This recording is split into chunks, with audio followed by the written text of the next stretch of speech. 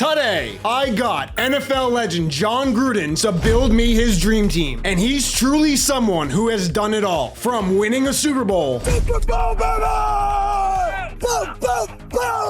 coaching up young QBs as an analyst. Stand up, let me see your snap count.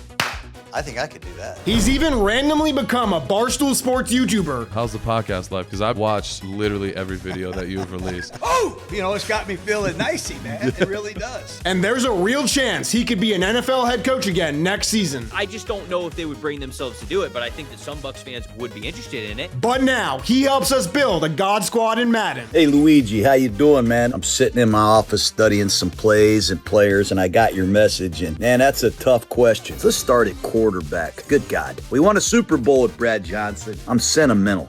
But anyways, let's take Matt Stafford right now. Let's take Drake May. Let's just take that guy, man. I started looking at the running backs. Man, I love running backs. My dad was a running back coach, but if I had to pick, I'm going to take Jonathan Taylor of the Colts. I'd take Bijan Robinson, Saquon Barkley, and I have to have Derrick Henry. And I would cry like a baby if I couldn't have Jahmyr Gibbs. Good God. My wideouts right now, I love Puka Nacua of the Rams. I don't ever see a guy run with the ball like he does. I love Jackson Smith and Jigba. I love Jamar Chase. I would fight like hell to get Amon-Ra St. Brown on my team. And even though Justin Jefferson, they can't get him the ball, I would take that cat too. I gotta have those guys. My 3 tight ends, I have to have George Kittle because he can block. Fierce, competitive receiver. I gotta have Brock Bowers. I gotta have a joker I can detach. And even though nobody knows who this guy is, I want Trey McBride on my team. My corners, even though he's hurt, I'm taking Pat Surtain. He's the best. I love Trent McDuffie of the Kansas City Chiefs. I love him. I gotta put my glasses on. Quinyon Mitchell. Devon Witherspoon of Seattle. I don't like him. I love him. I like Christian Gonzalez. I gotta have him. And most of all, I gotta have Stingley and Lassiter. I absolutely love him. My safeties, give me Hufanga because he's an old school throwback of the Broncos. We need a ball hawk. I need Kyle Hamilton. I gotta have Budda Baker because he's one of my all-time favorites. And I like this young Bishop guy at Buffalo. I'm starting to really feel nicey watching him. My linebackers, I gotta have Nate Landman. He's a great punch-out linebacker. I gotta have him of the Rams. I'd take Fred Warner. I love Bolton of the Chiefs. I love Zach Bond, and I love the 2 veterans, Bobby Wagner and Levante David. The thought of not having those guys would make me cry. My pass rushers, I did not have Myles Garrett. I mean, he's the best. Give me Max Crosby. I love Aiden Hutchinson, Nick Bosa. I'll take Micah Parsons.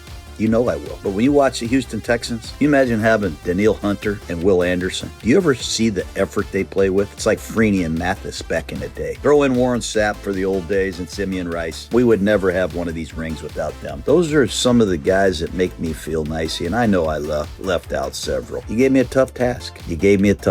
Have a great day, brother. So now we can sim to the playoffs, where wow, they actually went 14-3 and didn't get the 1 seed. But Matthew Stafford had a monster year for them because he threw for 5,800 yards and an insane 60 touchdown passes. The Bengals playbook is just ridiculously broken. On the ground, Jonathan Taylor was our leading rusher, putting up 1,600 yards, and he scored 22 touchdowns. And even though he was a backup, Jahmyr Gibbs was still able to go over 1,000 and score 10. For our receivers, Justin Jefferson led the team with 1,900 yards, and he put up 21 touchdowns. And not far behind him was Jackson Smith and Jigba, who had 1,619. After him, we had Amon-Ra St. Brown with 1,110. And George Kittle was even able to go over 1,000 while also adding 12 touchdowns of his own. But moving over to the defense, Myles Garrett was an absolute menace because just like real life, he broke the NFL sack record, putting up 28.5. And Micah Parsons wasn't that far behind him because he had 21. After that, we had Max Crosby, who had 19.5. One of the only legends Gruden picked, Warren Sapp, added 16 as well, and Trent McDuffie was able to lead the team in interceptions, getting 7 on the year. But I am curious which team was able to get the 1 seed over us. Wow, no way, it was the Rams, who also went 14-3. Now we did lose to them in week 12, but okay, now it makes sense why they were so good. Because at the start of this video, I released the entire Bucs roster to free agency, and the Rams not only signed Baker Mayfield, but they also picked up Mike Evans and Chris Godwin. And Baker had a phenomenal all year paired up with Sean McVay, because he threw for 4,600 yards and 49 touchdowns. And Chris Godwin ended up being their best receiver with 1,500 yards and 17 touchdowns. Then second on the team was Mike Evans, who had 1,210. And even Devontae Adams went over 1,000 yards and scored 9 touchdowns. But I think we know who won MVP. Yeah, there was just no way it was not going to be Matt Stafford. But now, this is going to be our playoff bracket for this season, and we'll start in the wildcard round, going up against the Lions. Detroit actually made the playoffs with a losing record, but on their first drive, Goff's chucking it deep, and he's actually going to hit Jameson Williams for a huge first down. But their drive ended up stalling out, so they had to settle for the field goal. And on the Bucs' first drive, they got the ball at midfield, but Stafford's going to throw on play action, and he's got Kittle open with space in front of him, and he's going to get all the way down to the 1. So now from shotgun, it's a handoff to Gibbs, who's going to get the easy walk-in touchdown. And now jumping ahead, the Lions got the ball at the goal line. He gained nothing there, and now they're pitching to the left, but Parsons got him. So that makes it 3rd and goal, and Goff's under pressure, and he's going to get sacked by Nick Bosa. The Bucs D is able to keep him out. So the Lions have to settle for the field goal to trail by 1 point. And now right before halftime, the Bucs got the ball in Lions territory, and Stafford's going to throw, but this one's going to hit off Kittle's hands and tip perfectly to the Lions defender. So now it's actually the Lions who can add points before the half, and Goff's going to throw and hit Laporta along the sideline. And they've worked it to the 28, so they're getting close, but Goff hits Jameson Williams for another first down. But unfortunately, they ran out of time, so they have to settle for the field goal again. And the Bucs just can't do anything right on offense, because DJ Reed just stopped them on 4th and inches. If the Lions could just score a touchdown, they could really put themselves in the driver's seat, but Goff's going to hit Raymond, and he's got space along the sideline, so he'll go all the way in for the touchdown. So now the Bucs really got to get it together quick, because they're down by 9 with 5 minutes to go in the 4th. There's definitely still plenty of time, but they really need a touchdown on this drive, and Trey McBride is going to get it for them. So now they only trail by 2, and their defense was able to stop the Lions, so they're going to get the ball back with just over a minute to go. But they're starting this drive at their own 14, so Stafford's got to get them downfield quick, and this is going to get all the way to the 30. But they have no way to stop the clock, so they really got to work the sideline, and Jahmyr Gibbs is doing just that. That's another first down, and it stops the clock, but they only have 45 seconds, and Stafford's going to get sacked. So it's really not looking good for them, because they only got 30 seconds, but Stafford's going to throw, and he's going to hit Justin Jefferson,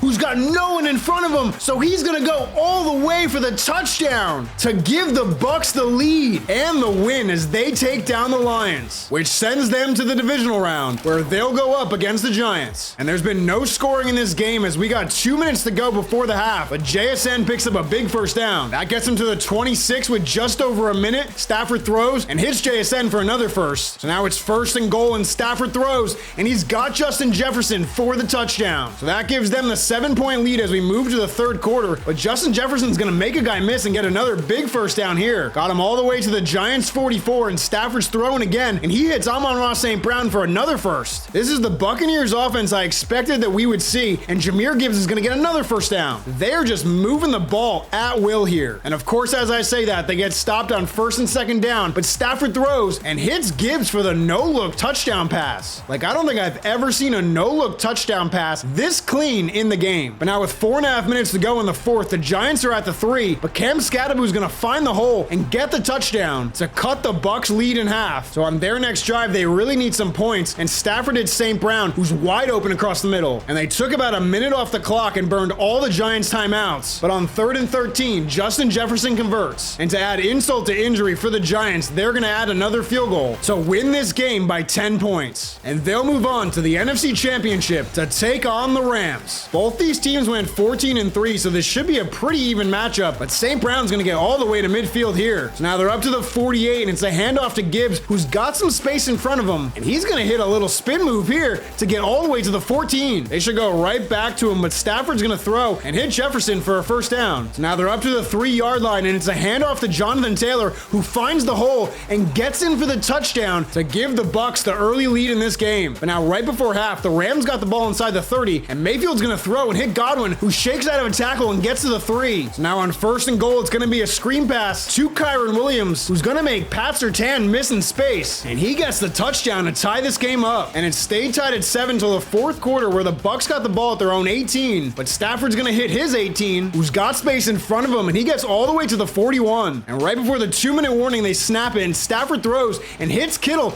up the sideline, and he's going to go all the way in for the touchdown to give the Bucs a 7-point lead. And on their next drive, the Rams have worked it to the 27, and he's going to take off and pick up a first down with his legs to keep the drive alive on 3rd down. But there's only 30 seconds and they need a touchdown. And Baker's going to hit Tyler Higbee to tie this game up at 14. But they did leave Stafford 20 seconds and 3 timeouts. Don't know why they're running it, because they could definitely get in field goal range, and St. Brown's going to get past the 50. So they're very close to field goal range, but the clock's under 10 seconds and they're still throwing. They really got to get down quick here. They got so lucky to call timeout with 2 seconds there to win the game on a walk-off field goal, sending them to the Super Bowl against the Jags. And on the first drive of the game, the Jags have worked it all the way downfield with ease. And now from the 10-yard line, it's going to be a jet touch pass to Jacoby Myers, who's going to get the edge and get in for the touchdown. And we're jumping all the way to the 3rd quarter because the Bucs have not been able to do anything on offense. That first down got him to the 23, but it's a read option with Stafford, and he's got space, and he gets all the way to the 3. The old man still got some wheels to him. So let's see if they run it with Gibbs, but it's a play action, and Stafford hits Kittle, but he's actually going to lose yards. And on 2nd and goal, Stafford's thrown again, but this time he's got Justin Jefferson wide open for the touchdown to tie this game up at 7. And on their next drive, the Jags have got it past the 50, but it's 3rd down, and Myers can't hold on. And they're going to attempt a 59-yard kick, which Cam Little hits with ease. So the Jags got a 3-point lead with 2.5 minutes to go, but Stafford's going to throw and hit Kittle up the right sideline, who's got space in front, and he gets past the 40. So now they're definitely in field goal range, but they still got plenty of time, and Jefferson's got another first down. Up to the 24 now as we go under 2 minutes, but Kittle grabs this to gain 5. After a false start, it's 2nd and inches, and it's a read option to Stafford, but he's not going to be able to get the first down. So now it's 3rd and 1 with 90 seconds, and Gibbs is going to get the first down, and he's actually going to go all the way in for the touchdown. So that's going to give the Bucs a 4-point lead. But Trevor Lawrence still has a minute 20 and 3 timeouts, and he's going to throw here up the right sideline, and it's picked off by Pat Surtain. They had a chance, and now it's gone. So the Bucs are Super Bowl champions. So that's going to do it for today's video. Click one of the videos floating on screen right now. I'll see you guys soon. Be good people.